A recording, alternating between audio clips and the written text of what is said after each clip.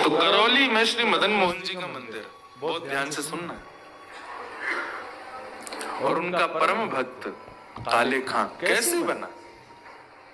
एक विजातीय, एक मुस्लिम समाज में रहने वाला व्यक्ति, जिसके बारे में कल मैं कह रहा था, जिसने कभी सत्संग नहीं किया। हम लोग सत्संग इसलिए करते हैं, संतों का संग इसलिए करते हैं, तीर्थ यात्रा इसलिए करते हैं ताकि ठाकुर जी का सानिध्य हमको मिले। लेकिन इस काले खां ने तो कुछ भी नहीं किया था और ऐसा सानिध्य मिला मदन मोहन जी का। तो काले खां अपने समुदाय में, मुस्लिम समुदाय में बहुत उसकी मतलब उसको बहुत अच्छा व्यक्ति माना जाता था करौली में। क्यों? हृदय का बड़ा अच्छा था, रोज अपनी नमाज पढ़ता था समय से, और अपना कलमा आदि जो भी वो करते हैं सब करता था।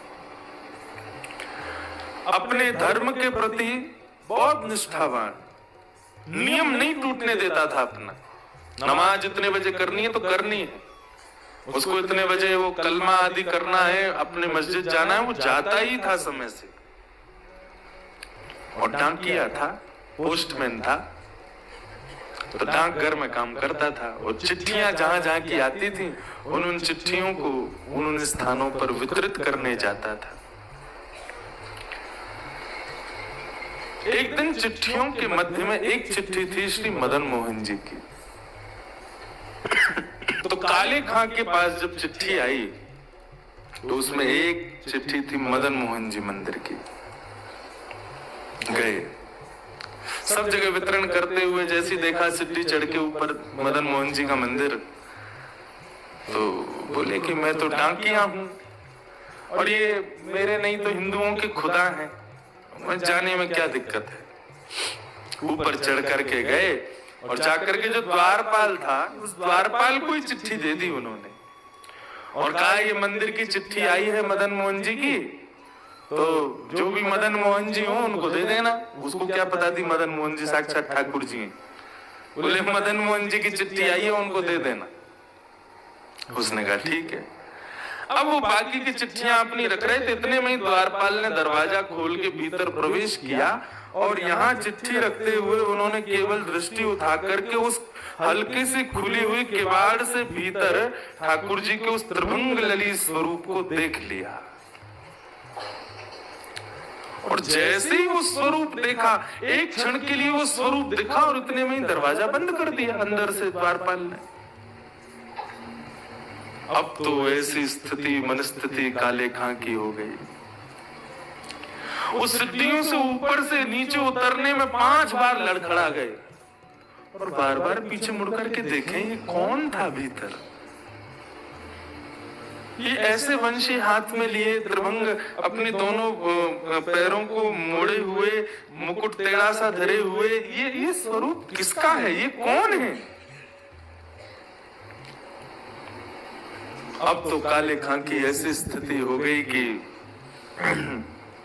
वो नमाज पढ़ने जावे तो उसको ठाकुर जी दिखे, वो मस्जिद में अपने खुदा को वंदन करने जावे तो वहां उसको ठाकुर जी दिखाई दे।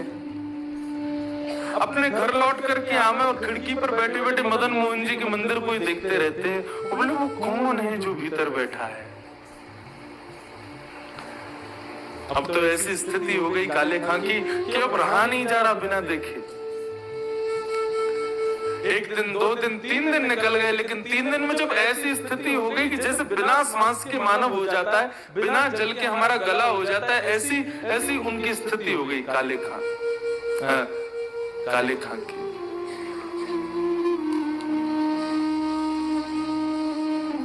अब तो काले खां ऐसा करने लगे, झूठी झूठी मदन मोहन जी की चिट्ठियां खुद बनाने लगे ताकि इस बहाने जाऊंगा तो सही, और लेकर के जाते और कपते हुए हाथों से उस द्वारपाल को देते, बोले ये मदन मोहन जी की चिट्ठी आई है उनको दे देना। अच्छा सुनो, वो उस दिन जब तुम भीतर जा रहे थे तुमने थोड़ी सी किवाड़ खोली थी, तो भीतर एक वो टेढ़ी सी टांग करके और ऐसे बंशी हाथ में लिए, वो टेढ़ा सा सिर करके एक मुझे कुछ दिखा था, वो कौन है। बोले वो हमारे ठाकुर जी हैं, वही मदन मोहन जी। बोले वही मदन मोहन है। बोले हाँ अच्छा ठीक है, चिट्ठी दे देना। द्वारपाल बोला हाँ मैं दे दूंगा। बोले अभी दे आओ ना भीतर। बोले अरे अभी कुछ सेवा चल रही है, बाद में दे दूंगा। बोले 2 मिनट लगेगा, दे के आ जाओ ना। उनको ये प्रलोभन था कि ये भीतर जाएगा, गेट खुलेगा तो मुझे दिख तो भी जाएंगे। लेकिन द्वारपाल नहीं गया। ऐसा विरह प्रदान किया काले खां को ठाकुर जी ने। अब तो वो ना तो नमाज पढ़ पाते हैं, ना अपना कलमा कर पाते हैं, ना मस्जिद में जाकर के अपने खुदा का वंदन कर पाते हैं, कुछ नहीं कर पाते। अब तो बस दिन रात वही स्वरूप, वही झांकी उनके मन में चलती है। काले खां कहते हैं, क्या कहते हैं?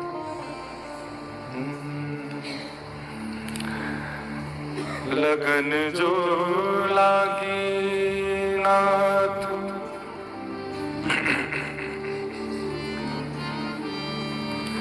लगन जो लागी नाथ, ताको विस्तार कहाँ, भूख प्यास निद्रा कछु, बादत नहीं सांवरे।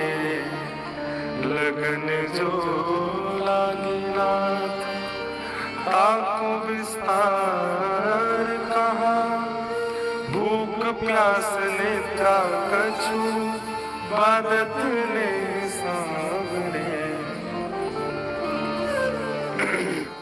भोजन छोड़ दिया ठाकुर जी की स्मृति।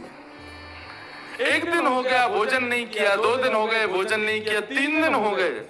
अब तो ना अपने दफ्तर जाते हैं, ना कलमा कुरान करने जाते हैं, केवल अपने घर की खिड़की पर बैठे बैठे श्री मदन मोहन जी के जो सुंदर मंदिर का ऊपर बुर्ज है, केवल उसी का दर्शन करते रहते हैं। मदन मोहन मूर्ति को वेग दर्शावो आप, एक एक क्षण कोटि कल्प समझावरे। हे मदन मोहन जी मुझे दर्शन दो। क्यों? क्योंकि आपके बगैर एक एक क्षण भी मुझे कल्प के समान लग रहा है। मुझे ऐसा लग रहा है कि ना जाने कितना युग बीत रहा है आपके दर्शन के बगैर। ऐसी स्थिति। सुंदर कटाक्ष तेरे निरखत आनंद हो, मेरी कही मान नैन नैनन ते मिलावरे। आपके सुंदर स्वरूप, सुंदर कटाक्ष को देख करके मेरो मन उन्हीं में ही अटक गयो है नाथ। मुझे तो ऐसा लगता है मेरे कलमा कुरान और मेरे समुदाय के जो भी नियम हैं उनके पालन का मुझे फल आपके रूप में मिला है। ठाकुर जी का स्मरण करते। रात्रि में जब 3 दिन हो गए तब ठाकुर जी को शयन करा रहे थे गोस्वामी जी, और शयन के समय पर एक बंटा भोग ठाकुर जी के पास रखा जाता है। रात में अगर भूख लगे तो ठाकुर जी उसमें से कुछ पा लेंगे। उस बंटा भोग को रख करके गोस्वामी जी कपाट बंद करके चले गए, और यहाँ बैठे बैठे काले खां, ताज खां बैठ करके ठाकुर जी का सुंदर स्तवन कर रहे थे। इतने में ही एक दिव्य प्रकाश उनके कक्ष में प्रकट हो गया। बिल्कुल मूर्छा की अवस्था में जब आ गए, भूख प्यास से व्याकुल होकर के, तभी एक दिव्य प्रकाश दिखाई दिया, और जैसे तैसे नेत्रों को छुपा करके उन्होंने जैसे ही अपने कक्ष में देखा तो सामने बंटा भोग हाथ में लिए साक्षात श्री मदन मोहन जी खड़े हुए। मदन मोहन जी बैठ गए। अब तो जैसे ही उनका स्वरूप देखें, स्वरूप देख करके आनंदित हो गए। नेत्रों से अश्रुधार बहने लगी।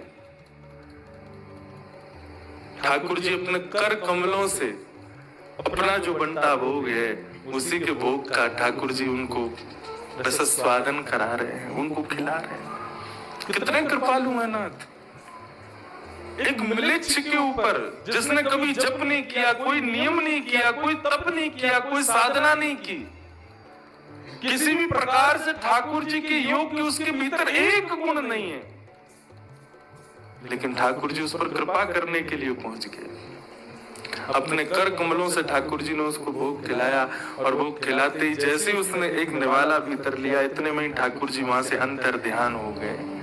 अपना दर्शन करा के ठाकुर जी वहां से अंतर ध्यान, रात भर मूर्छावस्था में पड़े रहे। प्रातः काल का जब समय हुआ,